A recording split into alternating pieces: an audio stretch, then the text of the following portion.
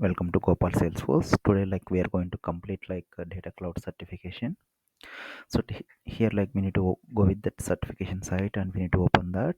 So after that, we need to add a couple of options in that multiple choice questions. So I already went this all the paragraphs and descriptions and articles as well.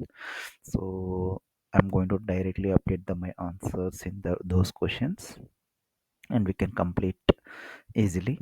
So I'm adding all the answers in that all like 7 questions. So if you want, you can take that screenshots and copy that all the answers, and you can apply into your data cloud certifications.